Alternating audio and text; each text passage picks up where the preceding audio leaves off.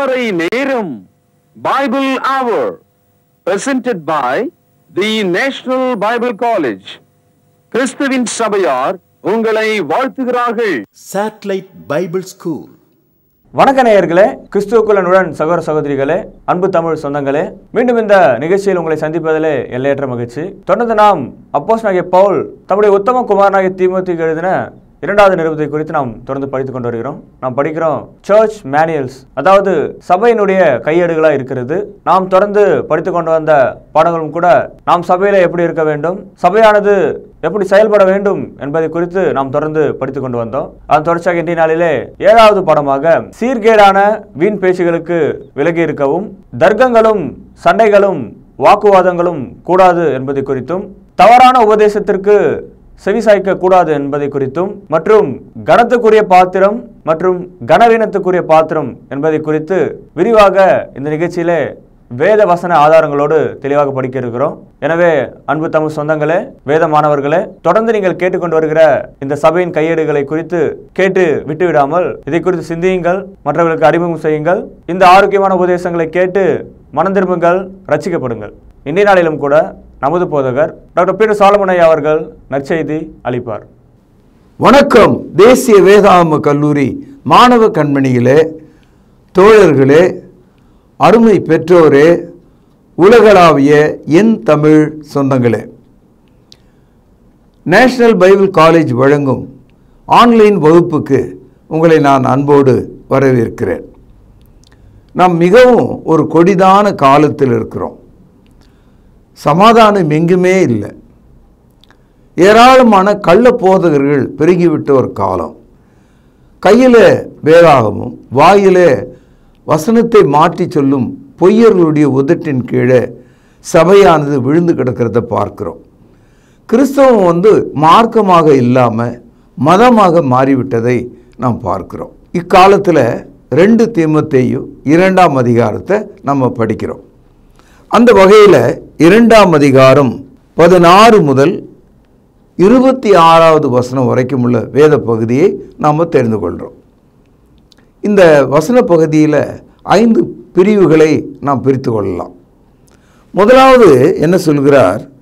16வது வசனம், 17வது வசனம், 18வது வசனம். தீமோத்தேயு என்ற இந்த புத்தகம் இயேசு கிறிஸ்துவுக்கு பின் சுமார் 62வது ஆண்டு அல்லது 63வது ஆண்டில் எழுதப்பட்டிருக்க வேண்டும். அப்படியானால் சபை உருவாக்கப்பட்டு 30 ஆண்டுகளில் அன்றைக்கு இருந்த மத்திய ஆசியாவில் சபையின் மத்தியில் எத்தனை வகையான மத போதனைகள் உள்ளே நுழைந்து விட்டது, கற்பனைகள் உள்ளே நுழைந்து விட்டது, கள்ள போதகர்கள் எப்படி உள்ளே வந்தார்கள் என்பதை நாம் படிக்கும்போது இன்றைக்கு சபை உருவாகி 2000 ஆண்டுகளுக்கு பிறகு இருக்கிற நமக்கு மிகவும் பயமாகவும், இதிலிருந்து நாம் எப்படி தப்புவது என்பது ஆச்சரியமான ஒரு செய்தியாகவும் இருக்கிறது. நம்முடைய கையில் இருக்கிற வேத புத்தகத்தை தேவன் நம்முடைய சொந்த மொழியில் தந்திருக்கிறார். அதை படித்து புரிந்து கொள்ளும் மனதை தேவன் நமக்கு தந்திருக்கிறார். பாருங்கள், இயேசு கிறிஸ்து 2வது முறை வருவதாக நாம் நம்புகிறோம், போதிக்கிறோம், எதிர்பார்க்கிறோம். இன்னும் இயேசு கிறிஸ்து 2வது முறை வரவில்லை. ஆனால் 62வது ஆண்டு காலத்திலேயே அன்றைக்கு இருந்த சபைகள் மத்தியில் 2 பேர் இயேசு கிறிஸ்துவனுடைய உயிர்த்தெழுதல் நடந்தாயிற்று. இயேசு கிறிஸ்து வரும்போது இந்த உலகத்தினுடைய உயிர்த்தெழுதல் நடக்கும் என்று நாம் படிக்கிறோம். இந்த 2 பேரும் என்ன சொல்கிறாங்க?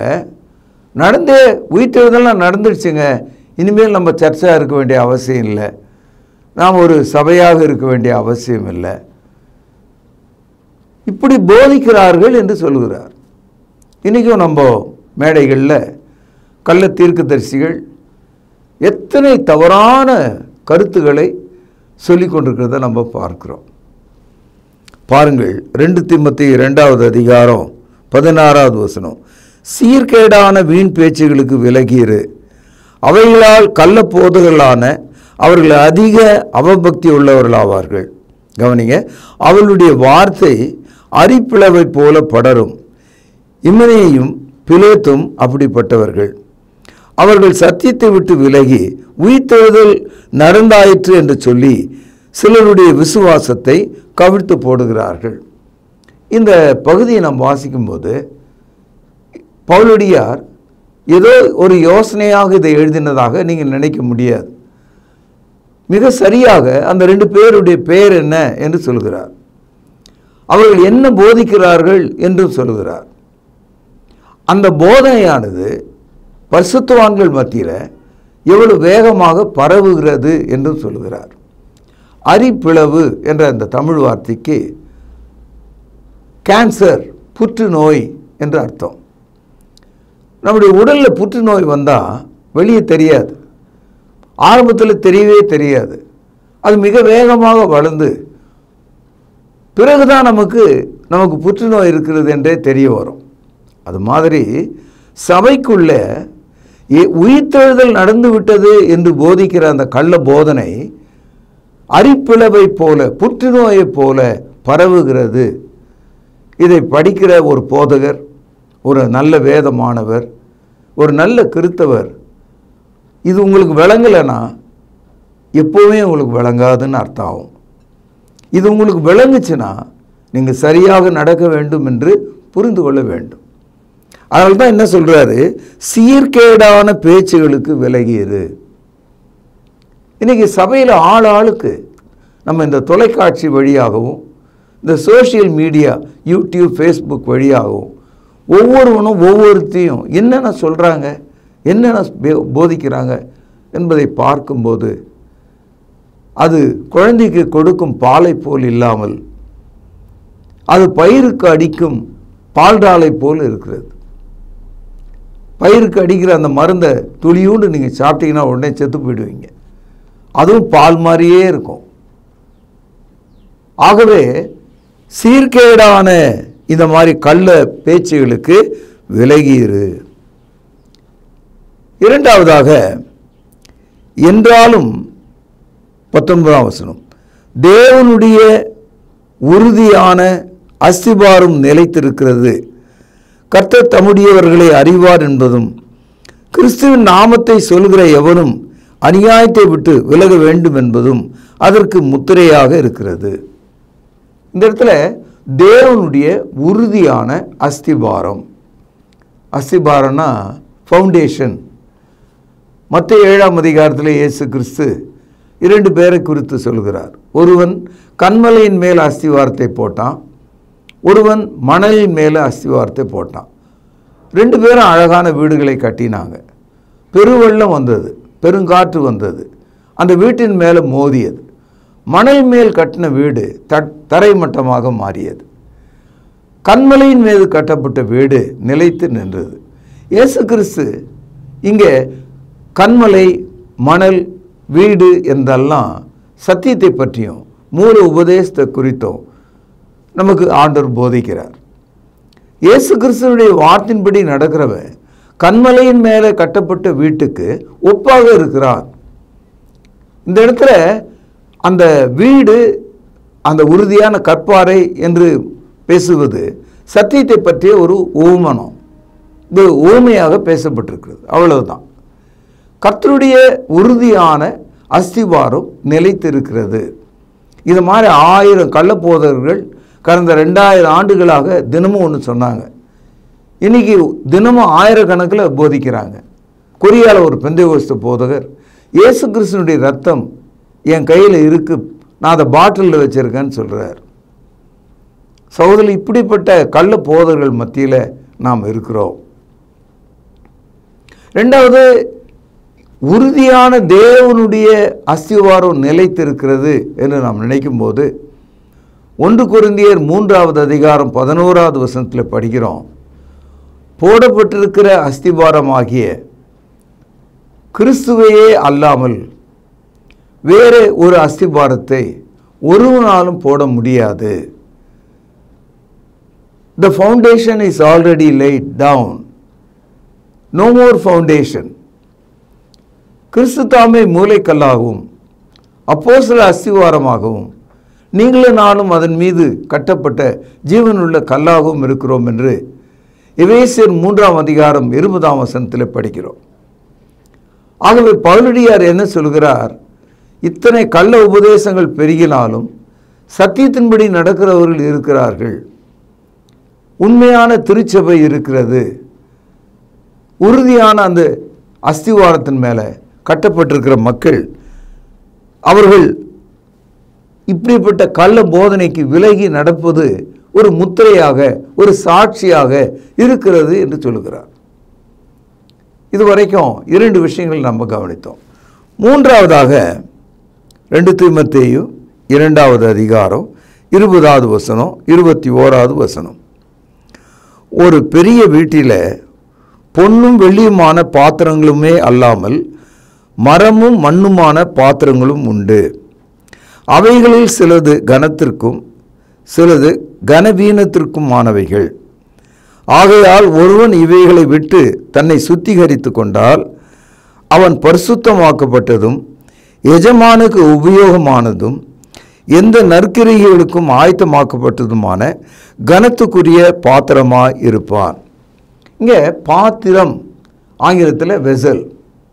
உதாரணமாக நம்முடைய வீட்டுக்கு யாரோ பெரிய ஒரு ஆள் வந்தார்னா அவருக்கு நாம் கொடுக்குற பாத்திரங்கள், நம்முடைய வீட்டுக்கு உலக புகழ் பெற்றவரோ மதிப்பு மிக்கவரோ பெரிய சொந்தக்காரோ ஒருத்தர் வீட்டுக்கு வந்தால் அவருக்கு நாம் உணவளிப்பதாக இருந்தால் நாம் பயன்படுத்துகிற பாத்திரங்கள் நல்ல முக்கியமானதும் உடையாததும் விலையேறப்பட்டதுமான அதில் தான் இதையும் ஊற்றி அவர் கையில் கொடுப்போம். ஏன்னா அவருடைய மதிப்புக்கு தக்கதாக நாம் அதை செய்வோம். அழுக்கான, உடைந்து போன, நசுங்கி போன ஒரு பாத்திரத்தில் அவருக்கு ஒன்றை கொடுக்க மாட்டோம்.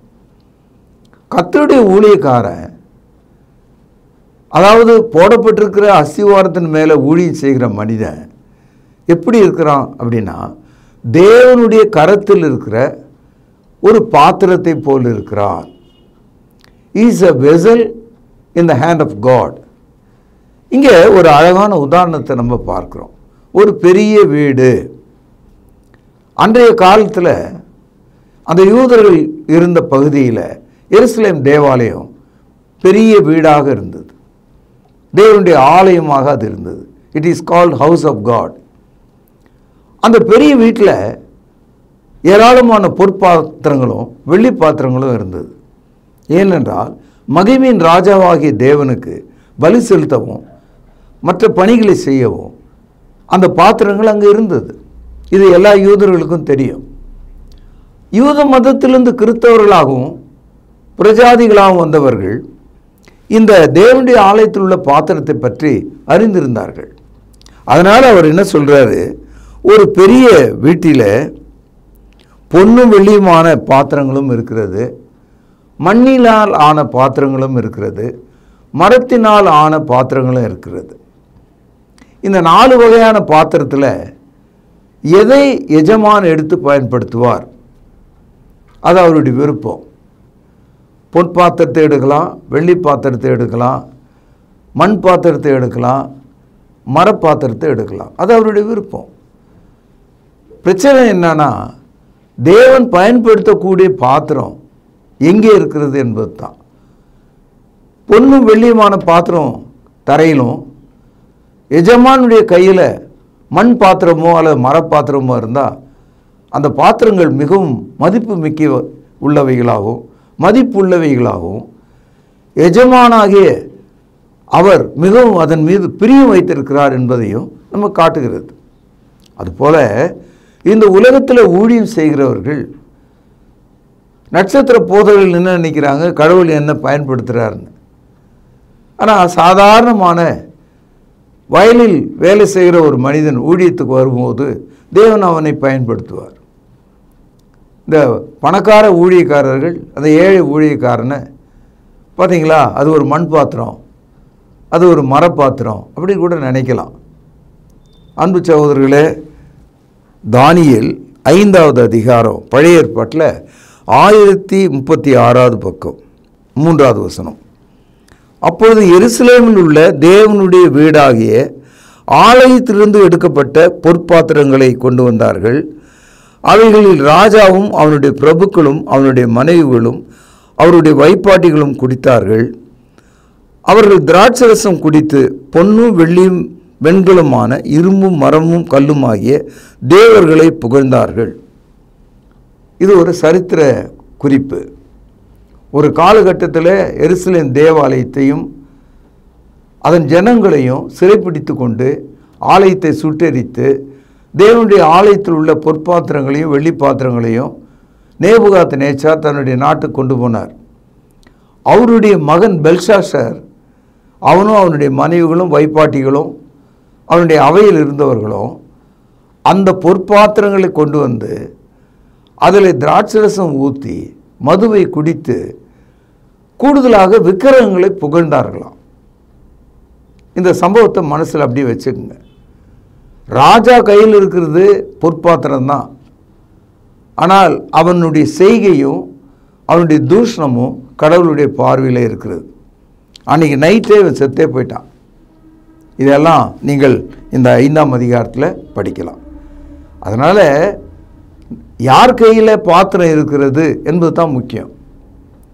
அந்த பாத்திரம் தகுதியாக இருக்கிறதா என்பது முக்கியம். இந்த இடத்துல ஊழியம் செய்கிற விசுவாசிகளாகிய நீங்களும் வேத மாணவர்களும் போதகர்களும் என்ன புரிந்து கொள்ளணும்னா, நான் ஒரு பொற்பாத்திரம், நான் ஒரு வெள்ளி பாத்திரம், நான் ஒரு மரம் மண்ணான பாத்திரம் அப்படின்னு நீங்கள் நினைக்கலாம். நீங்கள் எப்படி நினச்சாலும், நீங்கள் யாராக இருந்தாலும் தேவனுடைய கையில் இருக்கிறீங்களா அல்லது பிசாசன் கையில் இருக்கிறீங்களா? தேவனுடைய கையில் இருந்தால் நீங்கள் ஆசீர்வதிக்கப்படுவீங்க. தேவன் உபயோகப்படுத்தினா நீங்கள் ஆசீர்வதிக்கப்படுவீங்க. அதனால தான் இன்றைக்கி காளானை போல ஏராளமான மக்கள் கள்ள போதர்கள் பணத்தை சுருட்டுவதற்காகவும் தசம பாகங்களை கொள்ளடிப்பதற்காகவும் வீடு வாசல்களை உருவாக்கி கொள்வதற்காகவும் ஊழியத்தை ஒரு பிழைப்பாக மாற்றிவிட்டதை இன்றைய காலத்தில் நாம் பார்க்கிறோம். ஆக பரிசுத்த ஆவியானவர் நமக்கு என்ன சொல்கிறார்? 21வது வசனம், ஆகையால் ஒருவன் இவைகளை விட்டு தன்னை சுத்திகரித்து கொண்டால் அவன் பரிசுத்தமாக்கப்பட்டதும் எஜமானுக்கு உபயோகமானதும் எந்த நற்கிரியைக்கும் ஆயத்தமாக்கப்பட்ட கனத்துக்குரிய பாத்திரமாயிருப்பான். He shall be a vessel of honor, provided he need to be cleansed himself. பொன் வெள்ளி மரம் மண் இது முக்கியம் இல்லை. நீ கழுவப்பட்டிருக்கிறாயா? பாவத்தை விட்டு விலகி இருக்கிறாயா? சீர்கேடான பேச்சுகளிலிருந்து விலகினாயா? தவறான உபதேசத்தை விட்டு விலகினாயா? இதை தேவன் பார்க்கிறார். அன்பு சகோதரர்களே, யோவான் 2ஆம் அதிகாரத்தில் இயேசு கிறிஸ்து கானா ஊரில் ஒரு கல்யாணத்துக்கு போயிருந்தார். அங்கே திராட்சரசம் குறைப்பட்ட போது அந்த கல்யாண வீட்டில் அவங்க சொந்த வீட்டில் ஏராளமான பொன்னாலான பாத்திரங்கள் இருக்கலாம், வாடகைக்கு வாங்கிட்டு வந்து வச்சிருக்கலாம். எப்பவுமே திராட்சை ரசத்தை பொன் வெள்ளி பாத்திரங்களை தான் ஊற்றி பருகுவது அவங்களுக்கு வழக்கம். ஆனால் இயேசு கிறிஸ்து பாருங்கள், அந்த அற்புதத்தை அவர் செய்யும்போது யூதர்கள் வழக்கமாக வீட்டுக்குள் வரும்போது தங்களுடைய கை கால்களை அலம்புவதற்காக வீட்டுக்கு வெளியே கற்சாடிகளை வைத்திருப்பாங்களாம். அதை யாரும் தூக்கிட்டு போக மாட்டாங்க. அதில் வைக்கப்பட்ட தண்ணீர் குடிப்பதற்கானது அல்ல, கை கால்களை கழுவுவதற்கு. அப்படிப்பட்ட கற்சாடிகளில் தண்ணீர் நிரப்பச் செய்து திராட்சரசமாக மாற்றினார்.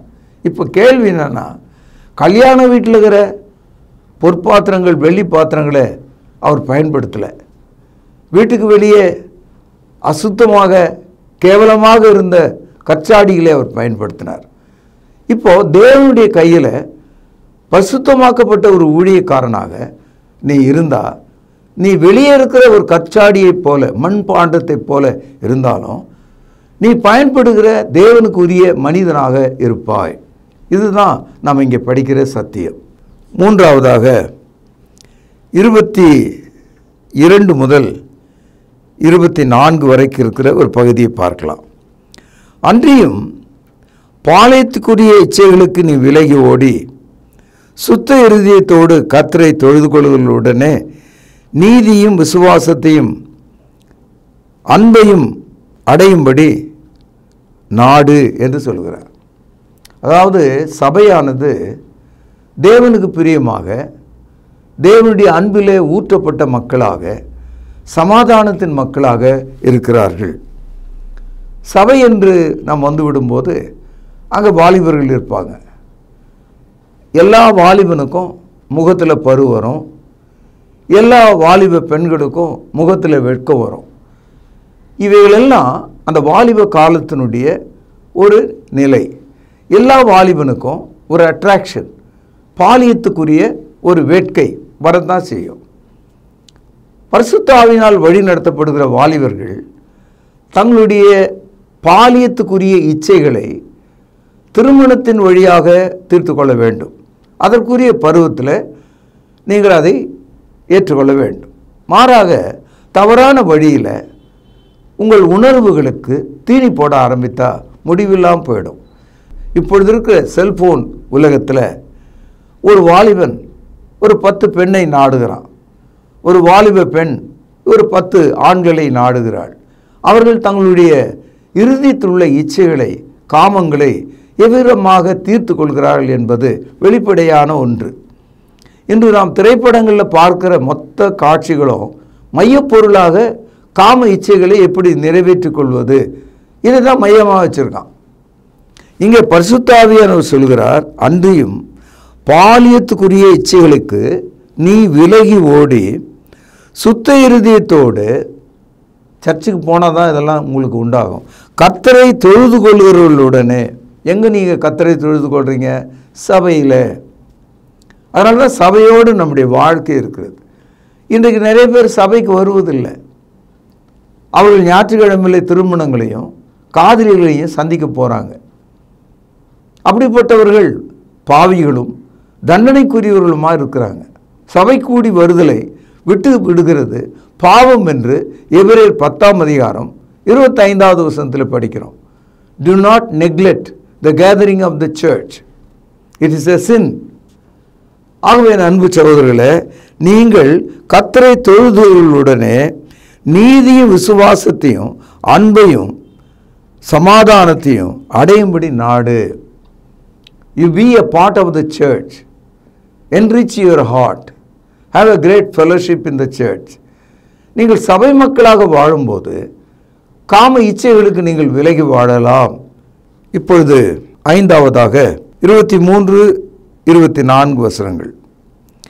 புத்தியீனமும் அயுக்தியுமான தர்க்கங்கள் சண்டைகளை பிறப்பிக்கும் என்று அறிந்து அவைகளுக்கு விலகியிரு. கர்த்தருடைய ஊழியக்காரன் சண்டை பண்ணுகிறவனாக இல்லாமல் எல்லாரிடத்திலும் சாந்தமுள்ளவனும் போதக சமர்த்தனும் தீமையை சகிக்கிறவனுமாக இருக்க வேண்டும். அதாவது இப்பெல்லாம் ஒரு வார்த்தை கிண்டல் அப்படின்னா என்ன அர்த்தம்? ஒரு தமாஷ், ஒரு ஜோக்.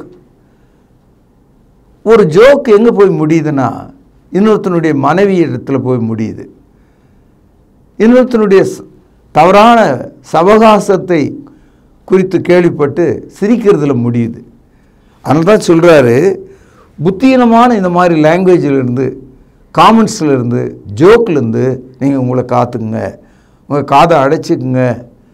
இப்போல்லாம் பார்த்தீங்கன்னா தொலைக்காட்சியில் ஜோக்குன்னு சொல்கிறதுக்கு மணிக்கணக்கில் நிகழ்ச்சிகளை நடத்துகிறாங்க. அந்த ஜோக்கெல்லாம் நல்லா கவனிச்சிங்கன்னா கேட்பதுக்கு சிரிப்பாக இருந்தாலும் அதனுடைய உண்மையான விஷயங்கள், இன்னொருடைய மனைவி, இன்னொருடைய சகோதரி, தவறான வாழ்க்கை, தவறான முத்தங்கள், தவறான உணர்வுகள் இதன் மேலேயே கட்டமைக்கப்பட்டிருக்கிறதை நீங்கள் பார்க்கலாம். அதனால தான் சொல்கிறாரு, புத்தியினமும் அயுக்கிதமான தர்க்கங்கள் சண்டைகளை பிறக்கும் என்று அறிந்து அவைகளுக்கு விலகியது.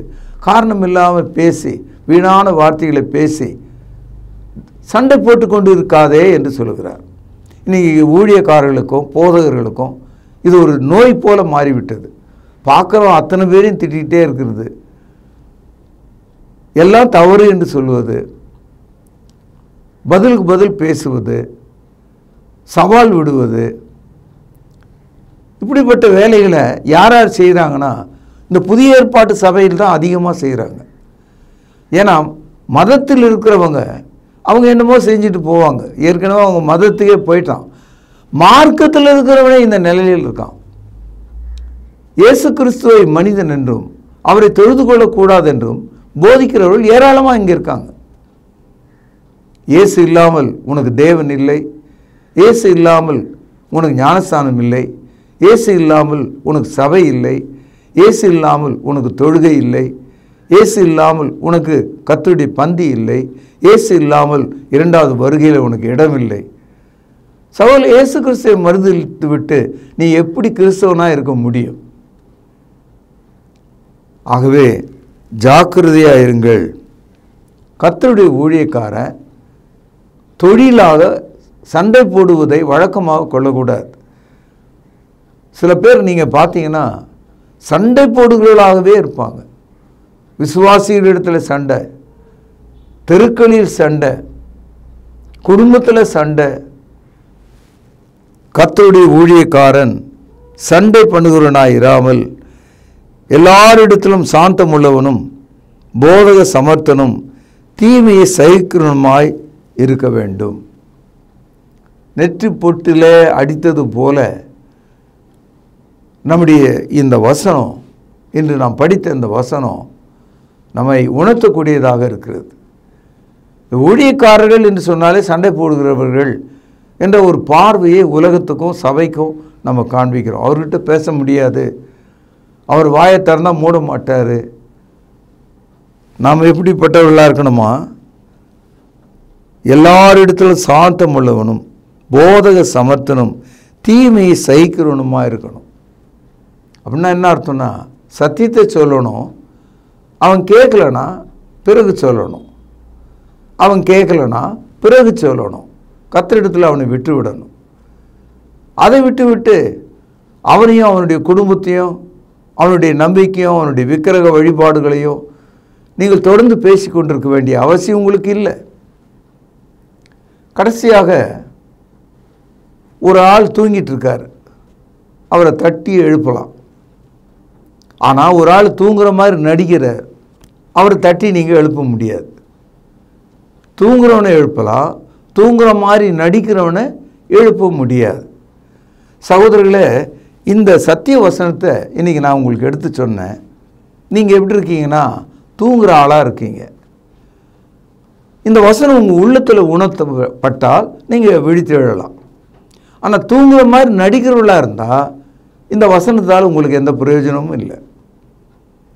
இதை தான் கடைசி 5வது பகுதியில் நாம் பார்க்கிறோம்.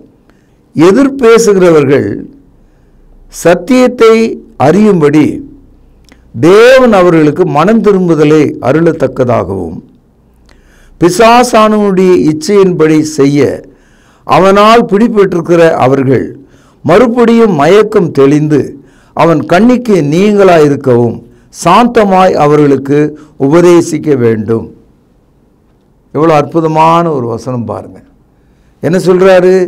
எதிர்பேசுகிறவர்கள் எப்போவுமே இருப்பாங்க, சத்தியத்துக்கு எதிர்த்து பேசுகிறவர்கள் எப்போதும் இருப்பாங்க. அவங்களுக்காக நீங்கள் ஜெபம் பண்ண வேண்டும். சத்தியத்துக்கு எதிராக இருக்கிற மனிதர்களுக்காக நாம் ஜெபம் பண்ண வேண்டும். இந்த தேசத்துக்காக நாம் ஜெபம் பண்ண வேண்டும். இதை ஆள்கிறவர்களுக்காக நாம் ஜெபம் பண்ண வேண்டும். இந்த தேசம் கொடிய விக்கிரக வழிபாடுகளுக்கு போய்கொண்டிருக்கிறது, நாம் ஜெபம் பண்ண வேண்டும்.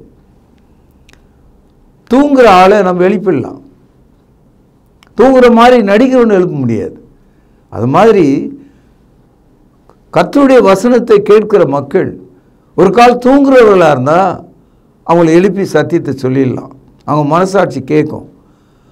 ஆனால் நடிக்கிற ஒரு ஆள் சும்மா அப்படி எனக்கு புரியல அப்படின்னு சொல்லிகிட்டே இருக்கிற ஆள் என்றைக்குமே புரியாமல் தான் போகும். அவளுடைய தூக்கம் மயக்கம் நீங்கத்தக்கதாக சாந்தமாக அவர்களுக்கு நாம் உபதேசிக்க வேண்டும். They must be awakened from the tardiness of sleep. அவர்களுடைய தூக்க மயக்கத்திலிருந்து அவர்கள் மனம் திரும்பத்தக்கதாக சாந்தமாக அவர்களுக்கு அதை உபதேசிக்க வேண்டும். எபேசியர் 5வது அதிகாரம் 14-15 வசனங்கள். ஆதலால் தூங்குகிற நீ விழித்து மரித்தோரை விட்டு எழுந்திரு, அப்பொழுது கிறிஸ்து உன்னை பிரகாசிப்பார் என்று சொல்லியிருக்கிறார். ஆனபடியினால் நீங்கள் ஞானமற்றவர்களைப் போல நடவாமல் ஞானமுள்ளவர்களைப் போல கவனமாய் நடந்து கொள்ள பார்த்து நாட்கள் பொல்லாதவர்களானதால் காலத்தை பிரயோஜனப்படுத்தி கொள்ளுங்கள். சபையானது தூங்குகிற போல மனிதர்களையும் நடிக்கிறவர்களையும் சந்திக்கிறது, உண்மையிலேயே தூங்குகிறவர்களையும் சந்திக்கிறது. இந்த ரெண்டு பேருக்கும் இடையில சபையானது ஊழியக்காரனானவன் சாந்தத்தோடு அன்போடு போதக சமர்த்தனாக நிதானமாக தூங்கிக் கொண்டிருக்கிறவர்கள் விழித்தெழும்படி அவர்களுக்கு சத்தியத்தை சொல்ல வேண்டும், அவர்களுக்காக ஜெபிக்க வேண்டும் என்று சொல்லி இன்றைய பாடத்தை நான் இங்கே நிறைவு செய்கிறேன். மீண்டும் இந்த பகுதியை நீங்கள் படித்து பாருங்கள். இப்போ உங்களுக்கு நல்ல தெளிவாக விளங்கும். காய்ந்த வயலில் பயிரெல்லாம் அப்படி சாஞ்சு கிடக்கும். அந்த விவசாயி காலையில் தண்ணீர் திறந்து விடுவார். 1 மணி நேரத்தில் சாய்ந்த பயிரெல்லாம் அப்படியே தலை நிமிர்ந்து சூரிய ஒளியில் நின்று விடும். அதுபோல் இன்று நாம் படித்த அந்த பாடங்கள் வறட்சியான உங்கள் உள்ளத்தில் சாய்ந்து போன நிலையில் தூங்குகிற நிலையில் இருந்தாலும் என்று கேட்ட அந்த வசனங்களால் நீங்கள் நிமிர்ந்து விசுவாசத்தில் வாழ உங்களை ஆசீர்வதித்து இந்த நிகழ்ச்சியை நான் நிறைவு செய்கிறேன். நாளை நாம் சந்திப்போம், பிரார்த்தனை செய்வோம். அன்பான தகப்பனே, விசுவாசம் நிறைந்த வார்த்தைகளை ஆசீர்வதியும். இயேசு கிறிஸ்துவினுடைய 2ஆம் வருகையும் மரித்தோரின் உயிர்த்தெழுதலும் நடந்துவிட்டது என்று கள்ளப்போதர்கள் போதிக்கிறார்கள். தேவனுடைய உறுதியான அஸ்திவாரம் நிலைத்திருக்கிறது. தேவரே, உமது கருத்திலே உபயோகமான பரிசுத்த பாத்திரமாக எங்களை மாற்றி அருளும். வீணான சண்டைகளுக்கு எங்களை தப்புவியும். தூங்கிக் கொண்டிருக்கிற சமுதாயத்தை மாற்றும்படி, மரித்தோருக்கு உயிர்த்தெழுதலை கொடுக்கும்படி, ஜீவ வசனங்களை கேட்கும்படி அவர்களை ஆயத்தமாக்கும். இயேசுவின் நாமத்தில் ஜெபம் கேளும் ஜீவனுள்ள எங்கள் பிதாவே, ஆமென். அன்பானவர்களே, புதிய ஏற்பாட்டு தொழுகைக்கு திரும்புங்கள். இடம் YMCA வளாகம், ஹைகோர்ட் எதிரில், பிரதி ஞாயிறு காலை 11 மணி அளவில் அன்புடன் அழைக்கிறோம். Come and worship with us every Sunday at 11 AM, YMCA Hall, opposite High Court, Parish Corner. கர்த்தாவே, தேவர்களில் உமக்கு பானவர் யார்? வானத்திலும் பூமியிலும் உமக்கு பானவர் யார்? உமக்கு பானவர் யார்? உமக்கு பானவர் யார்? வானத்திலும் பூமியிலும் உமக்கு பானவர் யார்? வானத்திலும் பூமியிலும் உமக்கு பானவர் யார்?